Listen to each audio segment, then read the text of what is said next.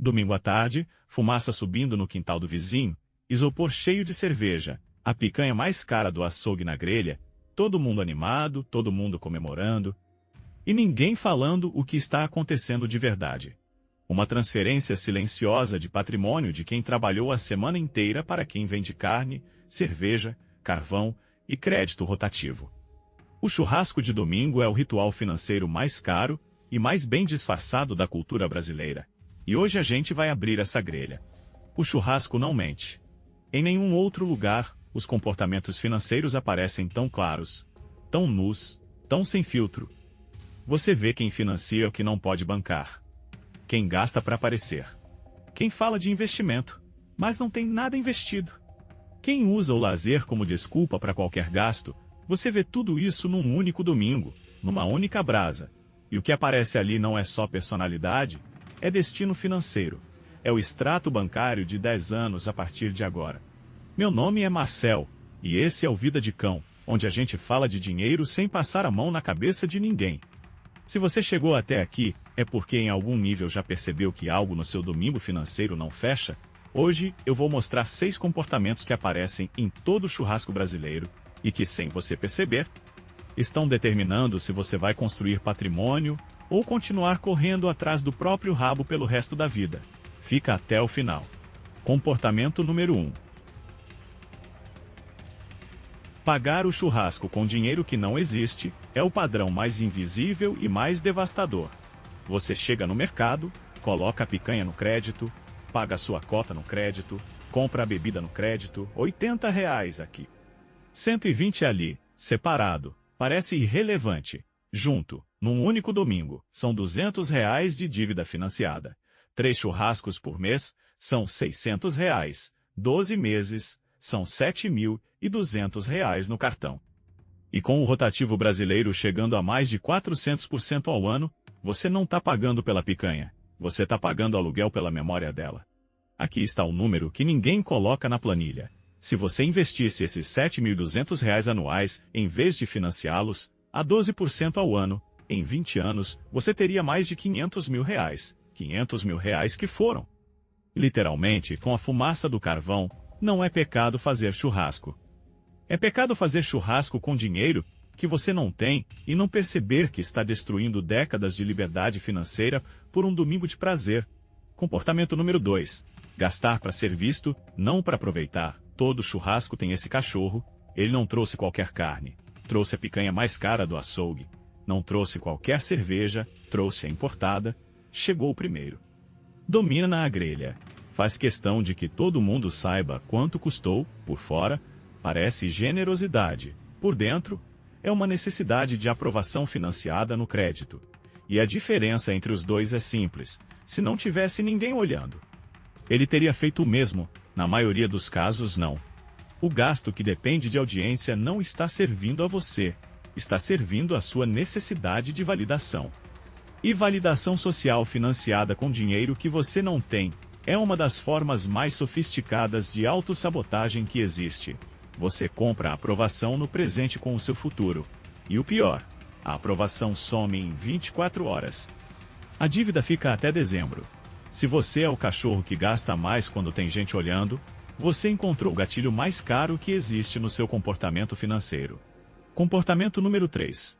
Saber tudo sobre finanças e não ter nada investido.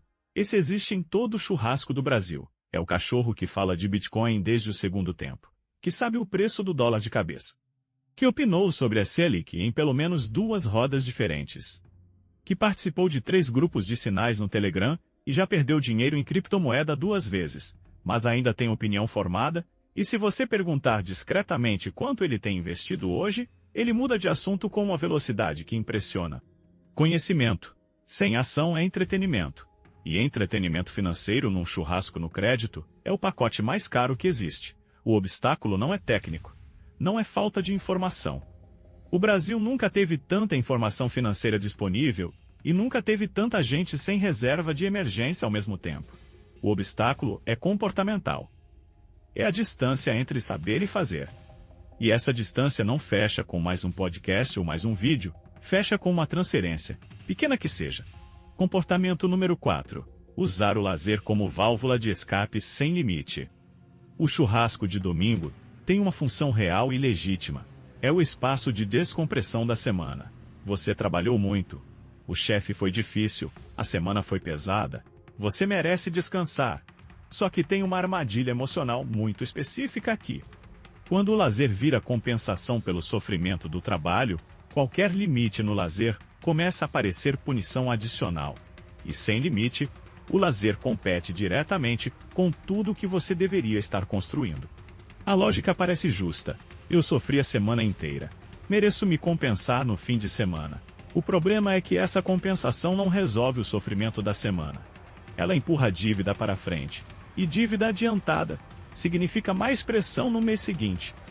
Mais estresse no trabalho, mais necessidade de compensação no próximo churrasco. É um ciclo. Você está usando o lazer caro para se recuperar do trabalho que você precisa fazer mais porque está endividado com o lazer caro. É literalmente correr atrás do próprio rabo. Comportamento número 5. As microdecisões do já que tô aqui. O churrasco tem uma psicologia própria que derruba qualquer orçamento. O ambiente relaxado, a cerveja descendo. A companhia boa. Sua guarda financeira vai embora antes da primeira rodada. E aí começa a sequência. Já que tô aqui, vou pedir mais uma. Já que tô aqui. Vamos no bar ali, já que tô aqui. Bora fazer um pedido. Cada decisão dessas, isolada, parece absolutamente irrelevante. No conjunto, elas representam 50, 80, 150 reais que saíram sem que você tenha sentido partir.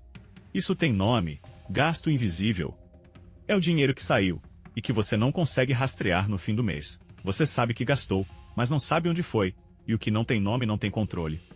O gasto invisível do lazer é provavelmente um dos maiores buracos no orçamento de quem acha que é organizado. Ele soma em pequenas decisões que pareciam razoáveis no momento, e aparece como um número absurdo no extrato da segunda-feira.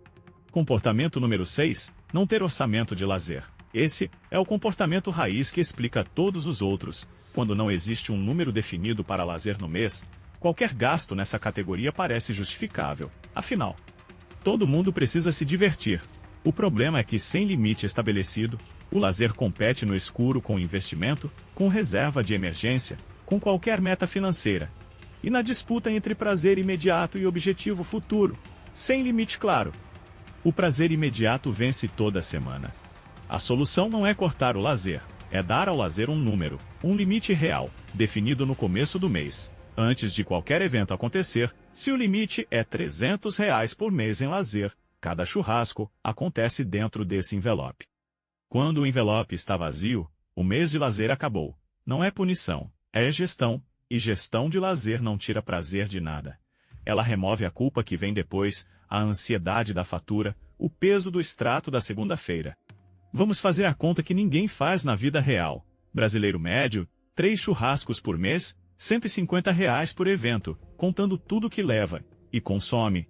São R$1.800 por ano só em churrasco. Isso sem contar outros lazeres. Isso sem contar outros lazeres. Esse valor investido a 1% ao mês durante 15 anos vira R$160 mil. Não é uma fortuna, mas é uma liberdade, é uma reserva, é um colchão que faz você dormir diferente. É o dinheiro que a maioria das pessoas não tem e não sabe que poderia ter. O custo de oportunidade é o conceito mais ignorado nas decisões cotidianas de dinheiro.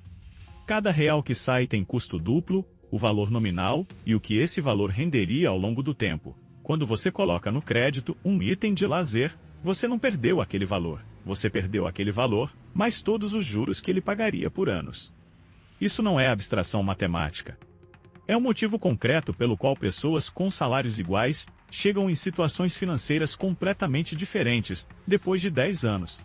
A pressão social no churrasco é uma força financeira real e raramente reconhecida. Ninguém te obriga explicitamente a gastar mais do que pode, mas o grupo influencia quando alguém propõe mais uma rodada. Quando alguém chama para continuar em outro lugar, quando todo mundo está pedindo e você é o único que está no limite, a resistência tem um custo social que a maioria não quer pagar, então você vai junto e processa o impacto financeiro sozinho. Mais tarde, na solidão do extrato. No Brasil, a generosidade é um valor cultural real e bonito. Mas existe uma diferença enorme entre ser generoso dentro do que você tem e ser generoso às custas do próprio futuro. A segunda opção não é generosidade. É performance de generosidade financiada com dinheiro que você precisaria estar acumulando. E quem te aplaudiu no churrasco pelo quanto você gastou, não vai estar lá quando a conta chegar no final do mês. Quem está construindo patrimônio de verdade, não parou de fazer churrasco, mudou a relação com ele, começou a separar experiência genuína de performance social. Começou a perceber quando está gastando porque quer e quando está gastando porque precisa ser visto gastando. Essa distinção parece simples, na prática, com a cerveja descendo e todo mundo em volta. Ela exige uma clareza sobre prioridades que a maioria nunca desenvolveu porque nunca parou para pensar. A diferença entre o cachorro que vai construir e o que vai continuar no mesmo lugar não é quem vai ao churrasco. É quem vai ao churrasco sabendo o quanto vai gastar antes de sair de casa. Uma decisão antes do evento, com a cabeça fria, sem a pressão do grupo, sem a cerveja, sem o ambiente, define o teto, respeita o teto, aproveita dentro do teto. Isso não tira nada do prazer do churrasco, tira a fatura surpresa da segunda-feira. Estratégia prática: antes de qualquer churrasco, faça 3 perguntas. Primeira, quanto está disponível no meu orçamento de lazer esse mês?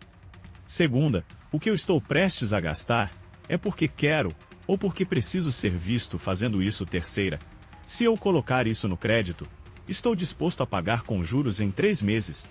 Essas 3 perguntas, feitas em sequência, transformam um comportamento automático em decisão consciente.